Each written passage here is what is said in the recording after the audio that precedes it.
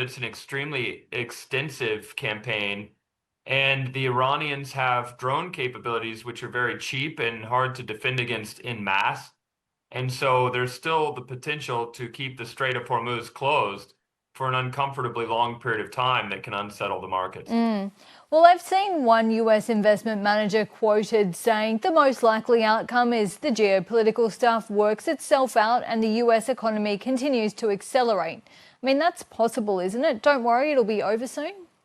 Yeah, certainly possible. And of course, the US economy has been very resilient. But I do think that in general, analysts, economists, and financial market analysts are too complacent about the conflict. When we look at the military profile of the conflict, it's enormously significant because it threatens the existence of the Iranian regime. If you were Iran, you would need to assume that the US and Israel were trying to destroy the regime, regardless of whether one really thinks they are or not.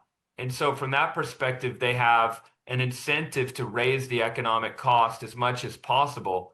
And that means that even if President Trump tries to declare a victory early, and back away from the conflict that he started, Iran could continue to interfere and disrupt the energy supply, and that could ultimately lead to negative surprises for those who thought that this would be a weekend war or a 1 week war. So, if the conflict does drag on, where do you see crude prices heading? Because so far, the crude prices edged up daily from about 70 before this conflict began to just over 80 US dollars a barrel. I mean, not super big moves.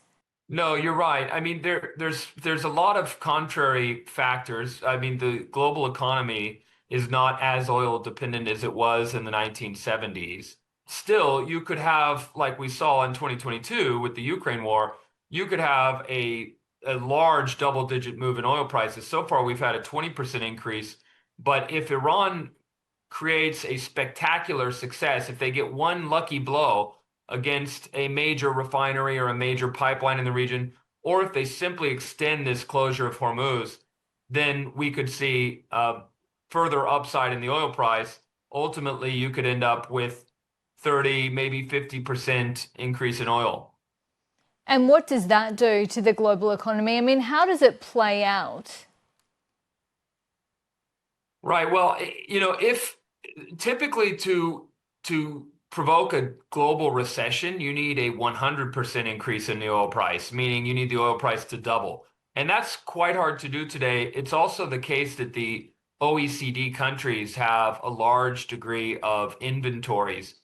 Maybe they could sustain a loss for 6 months of oil from the Strait of Hormuz. So with those kinds of inventories, it's hard to get a doubling of the oil price.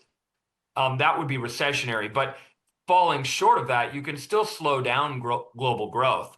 From a historical perspective, how would an energy shock compare to how it played out, say, during the Iraq War in 2003, when the economy was composed very differently? Yeah, it's a good question. I think the key thing this time is that the overall context is one in which the United States is a net exporter of energy and has significant buffers. And so really we're talking about an erosion of spending rather than a total shock or a total sort of cutoff. But even if that's the case, what I think is very concerning for the world is what we're seeing is China downgrading their growth projections and the potential for the US economy to suffer a drag on consumption due to higher prices. Well, the Canadian Prime Minister Mark Carney is here in Australia, and he's told Parliament the world can also be shaped by middle powers that trust each other enough to act with speed and purpose.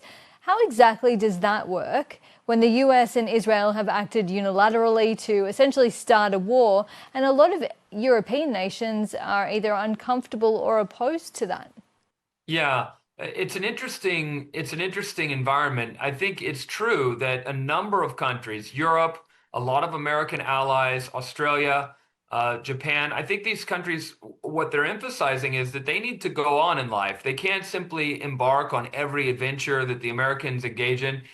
Having said that, the United States is in one way, grappling with China's overproduction of goods.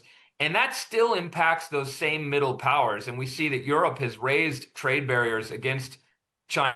So I think it takes two to tango. While the U.S. is a contributor to global imbalances and it's pursuing an aggressive foreign policy, it's also true that China is a contributor to global imbalances, and many U.S. allies will still ultimately prefer to remain U.S. allies.